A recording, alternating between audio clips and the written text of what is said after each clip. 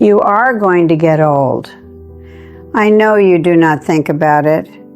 I know you assume you will figure it out when you get there. But you will not figure it out. You will stumble into it the same way I did, the same way everyone does, completely unprepared for what your own body and your own world are about to do to you. I am 85 years old. I spent 38 years as a hospice nurse watching people die. I have held more hands at the end than most people shake in a lifetime. And nothing, absolutely nothing I witnessed in all those years prepared me for what it feels like to be on this side of it. So before you scroll away to watch something easier, let me tell you what is coming for you. Not because I want to scare you, but because I wish somebody had told me. The first harsh reality is that your body shrinks. And I do not mean metaphorically. I mean literally shrinks. I used to be 5 feet 6 inches tall. I remember standing up straight next to my husband on our wedding day, thinking how perfectly we fit together. I am now barely 5 feet 4 inches. My spine has compressed. The cartilage between my vertebrae has worn away. I have lost 2.5 inches of myself. And let me tell you something they do not put in the pamphlets at the doctor's office. When your body shrinks, so does your presence in the world. You take up less space.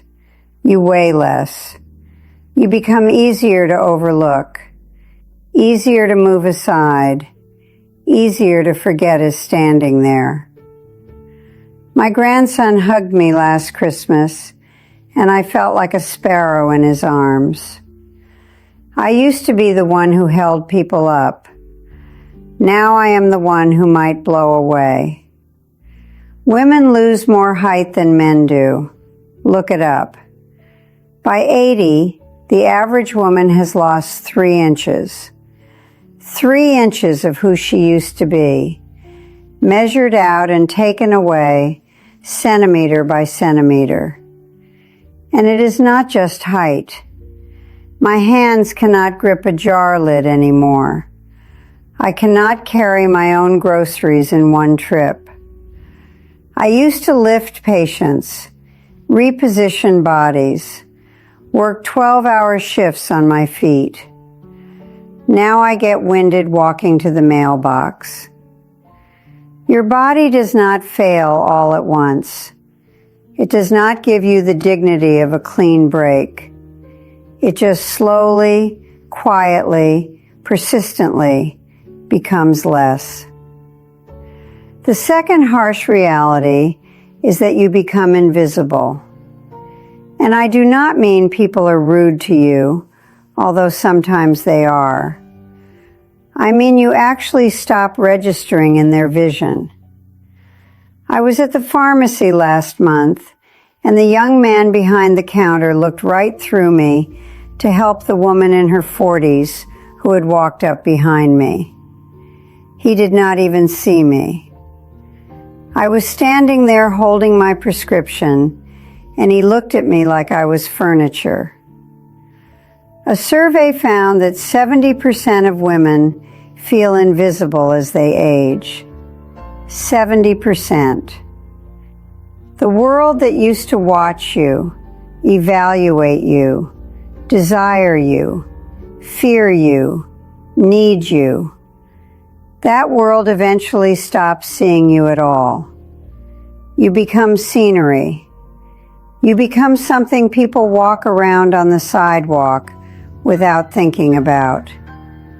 You become old. The third harsh reality is that you outlive everyone you ever loved. My husband Tommy died 7 years ago. My best friend since nursing school, Patricia, died in 2021. My brother passed in 2018. My neighbor Helen, who I used to have coffee with every Tuesday morning, gone in 2023. I am running out of people who remember the person I used to be. I am running out of people who can say, "Remember when we did this or that?" I am becoming the last witness to my own history. And let me tell you something about widowhood that nobody warns women about. Over 40% of women over 65 are widows. 40% of us are going through this. And yet somehow, each of us feels completely alone in it. I was Tommy's wife for 56 years. I was his caregiver for the last 6 of those years, when the Parkinson's took him away piece by piece. I bathed him. I fed him. I held him when he forgot who I was. And when he finally died, I thought the worst was over. I was wrong. The worst is every night since. The worst is reaching across the bed in the dark and finding nothing. The worst is cooking for one. The fourth harsh reality is that fear of falling controls your entire life. I fell in my kitchen in 2022.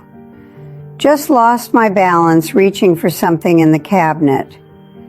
Went down hard on the tile and broke my wrist. Do you know what it does to a person to become afraid of her own floor? Now I think about falling constantly. I think about it when I get out of bed. I think about it in the shower. I think about it going down the porch steps to get the mail.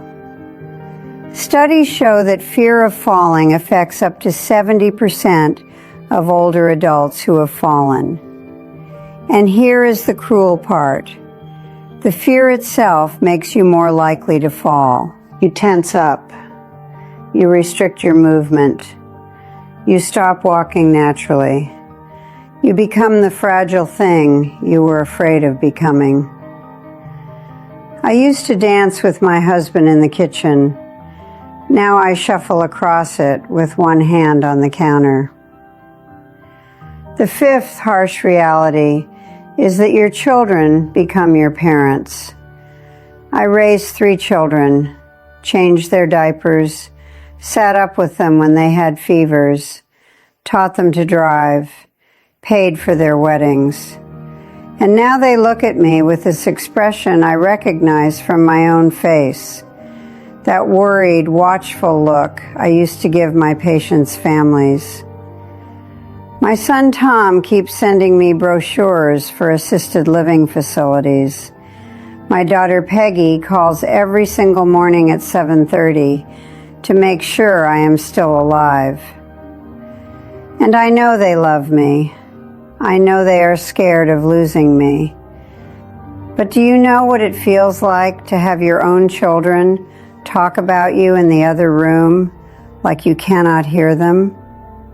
Do you know what it feels like to have them take your car keys and say, "We will talk about this later," like you are a teenager who stayed out past curfew? I spent my whole life being the caregiver, the strong one, the one who knew what to do. Now I am the problem they are trying to solve. The sixth harsh reality is the constant terror of being a burden. Nearly half of aging parents say they worry about being a burden to their children. Half of us are walking around with this weight on our chests, this fear that we are ruining their lives by continuing to live ours. Every time my daughter drives 45 minutes to bring me groceries, I think about the gas money. Every time my son takes time off work to drive me to an appointment, I think about the promotion he might not get. Every time one of them cancels plans because they are worried about me, I think maybe it would be easier for everyone if I just were not here anymore. I do not mean I want to die. I mean, I wish I did not require so much. I wish I could go back to being the mother who gives instead of the mother who takes. I spent 38 years telling dying patients that they were not burdens, that their families wanted to be there, that needing care is not a moral failure. I believed it when I said it. I am having trouble believing it now that I am the one who needs. The seventh harsh reality is that loneliness is not about how many people are in your life. Loneliness is about nighttime. I have 3 children who call me, 6 grandchildren who send me pictures, 3 great-grandchildren who wave at me on video calls. I am not isolated. I am not forgotten. And I am still lonelier than I have ever been in my life. Because loneliness is not about head count. Loneliness is about 3 in the morning when you cannot sleep and there is no one in the house to tell. Loneliness is about eating dinner in silence with the television on just so you can hear a human voice. Loneliness is about that moment between turning off the lamp and falling asleep, when the quiet becomes so loud it hurts.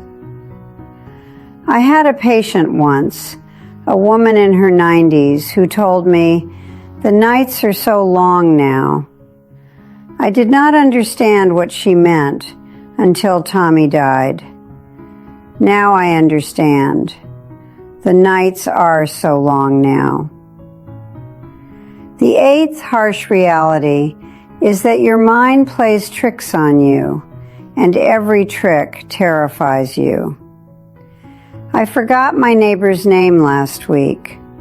I have known her for 12 years, and I stood there on my own front porch with my mouth open, trying to remember what to call her. It came back to me an hour later. It was Sharon. But for that hour, I was convinced I was losing my mind. Memory slips are normal at any age. But when you are 85, every memory slip feels like a warning sign. 2 of my closest friends died with dementia. I watched them disappear into themselves. I held their hands when they did not know who I was anymore. So when I walk into a room and forget why I went in there, I do not just shrug it off the way you might. I stand there frozen, wondering if this is it, if this is the beginning, if my mind is starting to leave me the way it left them. I keep a notepad by my bed now. I write everything down, not because I need to, but because I am afraid of what it would mean if I forgot. The 9th harsh reality is that you have to plan your own ending. I have a living will. I have a do not resuscitate order. I have told my children exactly what I want and what I do not want. I have picked out the dress I want to be cremated in. A blue one, Tommy always said, made my eyes look pretty.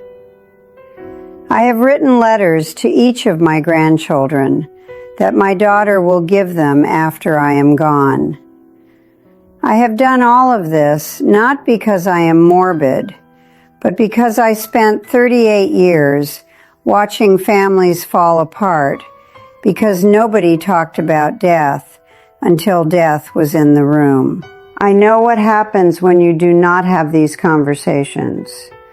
I know what happens when your children have to guess what you would have wanted.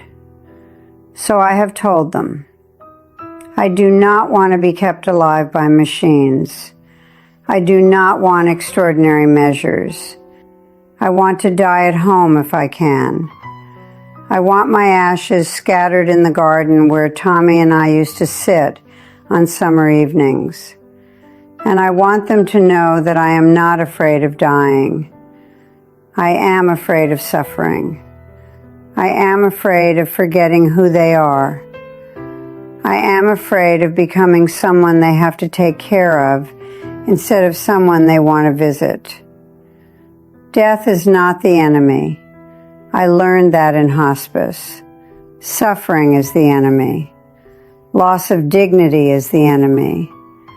Being a body in a bed instead of a person with a story, that is what I am afraid of. So there it is, 9 harsh realities. 9 things nobody tells you about being 85 years old and female in a world that has mostly stopped seeing you. I am not telling you this to make you sad. I am telling you this because you are going to be here someday. Maybe not 85 exactly, maybe 90, maybe 70. But you are going to find yourself standing in a body that does not work the way it used to, surrounded by people who treat you differently than they did when you were younger, facing questions you never thought you would have to answer. And when that day comes, I want you to know you are not alone. Here is what they do not tell you, though. They do not tell you that there is something that happens when you finally accept that your body is failing and your time is short. Something like peace. Not happiness exactly, but peace. I do not worry about my career anymore because I do not have one. I do not worry about what people think of me because most of them do not think of me at all. I do not worry about mistakes I might make in the future because there is not that much future left. I watch the birds at my feeder in the morning, and I actually see them. I taste my coffee instead of just drinking it. I call my grandchildren not because I should, but because I want to hear their voices. I stopped rushing about 30 years too late, but I finally stopped. And that has to count for something. If you are young, call your mother, call your grandmother. Not because you feel guilty, but because someday you will wish you had more memories of their voices. And if you are old, if you are sitting there nodding along because you know exactly what I am talking about, I see you. You are not invisible to me. We are not invisible to each other. That has to count for something too.